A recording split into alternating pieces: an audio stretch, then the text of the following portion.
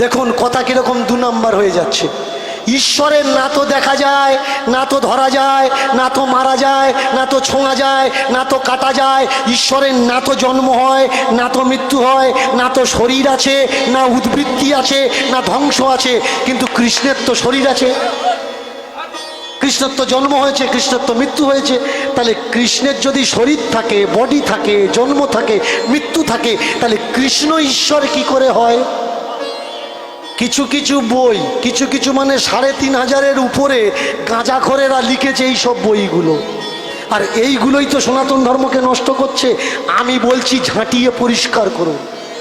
সনাতন ধর্মের একটা গ্রন্থ, সেটা হচ্ছে বেদ, বেদকে মান্যতা দিন। আর এই বৈদিক সনাতন সংস্কৃতির ছত্রছায়ায় আসুন। সনাতন ধর্মের ভগবান কপিলের বেদান্ত দর্শন, বেদান্ত দর্শন, সেই বেদান্ত দর্শনের ছত্রছায়ায় আসুন, তবে আপনি মানুষ হবেন। না হলে এদের মতো মতবাদে ভেসে চলে যাবেন, আর ওই মনে মনে চিন্তা করা লাগবে যে মরার পরে স্বর্গে যাব, মরার পরে স্বর্গে যাব। আপনি যেই মরে যাবেন, কুমাদামি কাঠের উপরে তুলে দেবে আপনার ছেলে, দিয়ে সাইকেলের টায়ার, লরির টায়ার রেডি করে দেবে, আপনার ধোঁয়া দিয়ে পিচ যেরকম গলায় ওরকম গলিয়ে দেবে। আর বামনেরা আপনার বাড়ি এসে সর্বপ্রথম আপনার ফ্যামিলিকে নেড়া করবে, নেড়া করে তারপরে আপনার মতো আপনাকে খেতে দেবে কোথায়? পুকুর পাড়ে কুকুরের মতো মাটিতে দিয়ে বলবে তোমার বাবাকে এই জায়গায় দাও, সেখান থেকে গিলবে। এটাও একটা বড় চিটিংবাজি। আমরা কোথায় আছি ভাই? কোন জায়গায় পড়ে আছি? ৩০০০ বছরেরও বেশি আমাদের ধরে ধরে নেড়া করা হচ্ছে, আমরা কেউ ঠিক পাচ্ছি। আপনার বাবা মারা গেছে, কেউ বলছে মুখে আগুন দে, কেউ বলছে পেছনে দে, কেউ বললে পায়ের দিকে দে। লজ্জা করে না আপনাদের?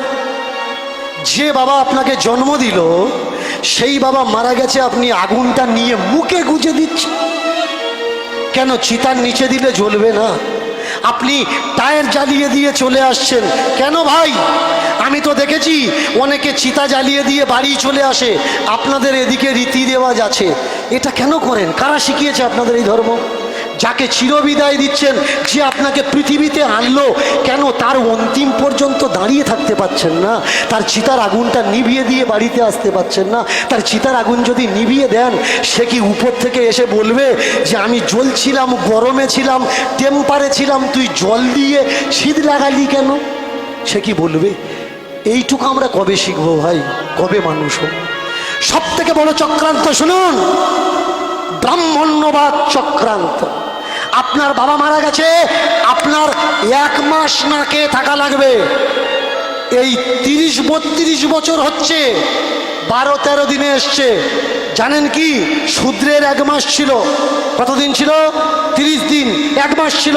জানেন 12 দিনে কে করেছে? কে 12 দিনে করেছে জানেন কি? তার নাম আমার মতো একটা পাগল ছেলে, শ্রীমন্ত নস্কর, কুলপি থানার অন্তর্গত তার বাড়ি। তিনি এই নিয়মটা লড়াই করে চেঞ্জ করে দিয়েছেন যে ব্রাহ্মণরা 10 দিনে করবে, আমরা 12 দিনে কেন করব?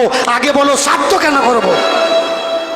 সমাজের মাথা যারা ছিল তারা বলল শ্রাদ্ধ চলুক, তোমরা 12 দিনে করো, আমরা 10 দিনে করি। আপনারা কিন্তু জানেন না যে এই নিয়মটা কে চেঞ্জ করেছে? কে?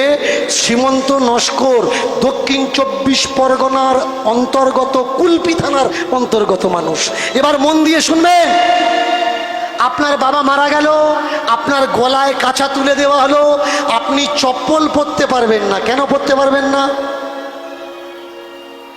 কেন? আপনার পায়ে কাঁটা ফুটুক, অসুখ হোক, আপনি মরে যান, কেন চপ্পল পরতে পারবেন না ভাই? চপ্পল বলে অসুবিধা কোথায়? আপনি ভালো জায়গায় থাকতে পারবেন না, ভালো জায়গায় শুতে পারবেন না, ভালো জায়গায় বসতে পারবেন না। এটা কি? এটা হলো সন্ন্যাস। এই ত্রিদণ্ডী সন্ন্যাস কাকে বলে এরা জানে না। আমি যদি আবার কখনো এই হরিবাসরে আসি, next time is better time, আমি তখন এই ত্রিদণ্ডী সন্ন্যাস, কেন যে না খেয়ে থাকতে হয়, কেন মালসার ভোগ খেতে হয়, এসবগুলো তুলে ধরবো। তবু যেতে যেতে যেসব কথাগুলো বলছি শুনুন। আপনি 1 মাস বা 10 দিন না খেয়ে কাটালেন, এইবার আপনি ঘাটে থেকে চান করতে পারবেন না। কেন? ঘাটে থেকে চান করলে আপনার বাবা নরকে যাবে, আর কুঘাট থেকে চান করলে আপনার বাবা স্বর্গে চলে যাবে। এইবার হলো কি, আপনার বাবা স্বর্গে যাবে, খোল পাতা হচ্ছে, খোলে কি দেওয়া হচ্ছে? কাঁচকলা। আপনার বাবা মরে গেছে, কলা কোথায় দেবে? আপনার বাবা মারা গেছে, এগুলো কোথায় লাগবে? এখানে ওই দাও, ওখানে ওই দাও। এবার শুনুন, যে মন্ত্র পড়বে, মন্ত্র কে পড়বে? বাড়ির যে বড় ছেলে, আর সবকটা তার পাকাটি দিয়ে ছুঁয়ে থাকবে। কেন? ওর বডিতে ইলেকট্রিক আছে, ইলেকট্রিক সাপ্লাই যাতায়াত করবে। সবকটা বললে অসুবিধে? এরা বলে মেয়েদের শ্রাদ্ধ করার অধিকার নেই। ভালো করে শুনবেন। এবার বলুন তো, মানুষ যখন মারা যায় প্রথম শ্রাদ্ধ কে করে? মেয়েরাই করে। তাহলে মেয়েরা যদি প্রথম শ্রাদ্ধ করে, যার শাশুড়ি মারা গেছে সে কেন করতে পারবে না? তার বর কেন মন্ত্র বলবে? সে কেন বলতে পারবে না? সে পাশে চুপচাপ কেন বসে থাকবে? এ প্রশ্নের উত্তর কে দেবে? বসো না ভাই আমার সামনে। যদি একটা গ্রন্থ ছাড়া কথা বলি, তারপরে আমায় বলো, গায়ে জ্বালা লাগতে পারে। কার কার গায়ে জ্বালা লাগবে? যারা দেখছে দীনকৃষ্ণ ঠাকুর দোকানে ঝাঁপ ফেলে দিচ্ছে, এদের গায়ে তো জ্বালা হবে। যদি দোকানদারি করতে চাও, আমি বলবো আমার সামনে বসো, তুমি আর আমি দুজনে মিলে মিলে করব। তুমি হাফ খাবে, আমি হাফ খাবো। তুমি একটা খাবে আর আমি বসে বসে দেখবো? তা কখনো হয়? প্রেম সে বলো নিতাই গৌর হরি হরি। এইবার হলো কি, শ্রাদ্ধ আপনার বাড়িতে হবে না, গোয়াল ঘরে হবে। কেন? আপনি নিচু জাত। হবে কোথায়? পুকুর পাড়ে হবে।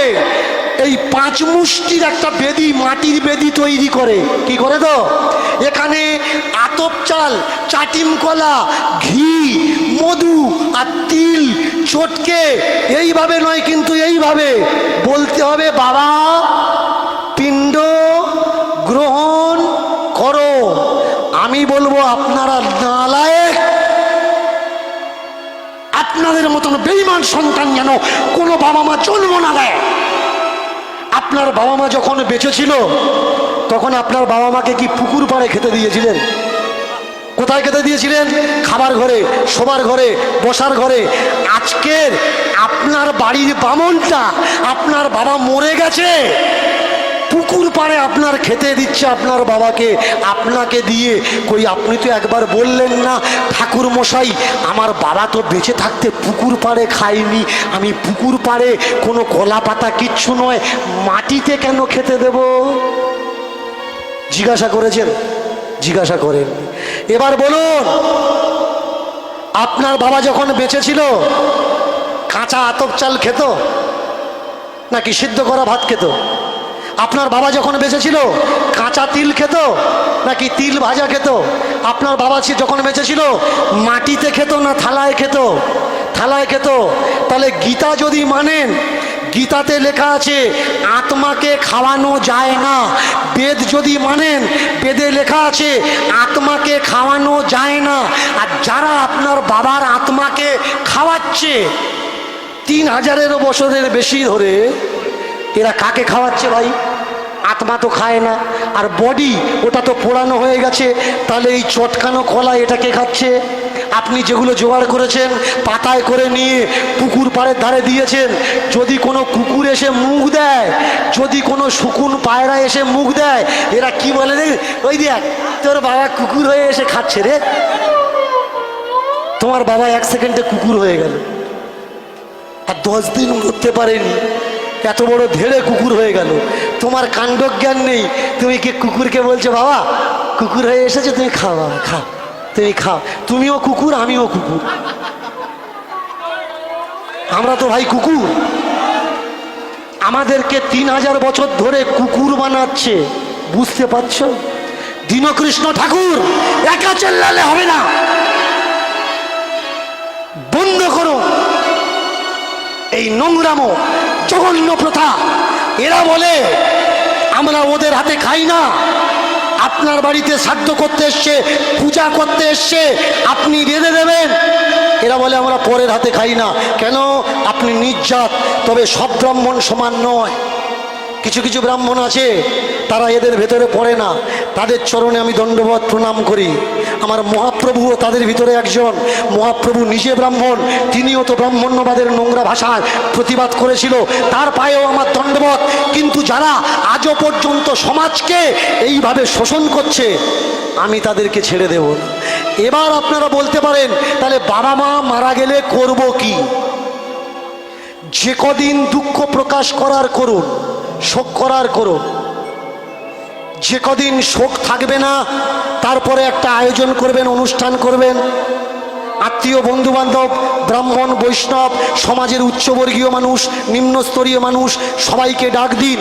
একটা বেদি তৈরি করুন।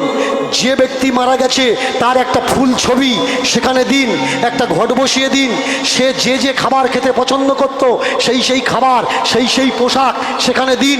আর পুরো ফ্যামিলি মিলে তার ছবির সামনে দাঁড়িয়ে শ্রদ্ধাপূর্বক তালবে সয়রফলাকার দয় দয় শ্রদ্ধা এতি সাধ্য।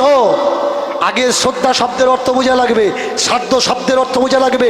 শ্রদ্ধা না করলে সাধ্য হয় না। অবজ্ঞা অপমানকে কখনো শ্রদ্ধা নয়, সাধ্য বলে না। তার ছবির সামনে দাঁড়িয়ে পুরো ফ্যামিলি হাত জোড় করে বলুন, যদি বাবা মারা যায় বাবা, মা মারা যায় মা, তাকে বলবেন যে আপনি যে লোকে গেছেন সেখান থেকে আমাদের আশীর্বাদ করুন, আমরা যেন ভালো থাকি।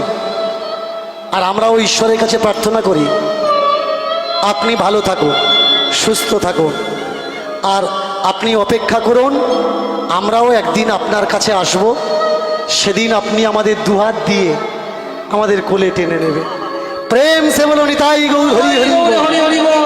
একেই বলে শ্রদ্ধা সভা, সাধ্য সভা নয়।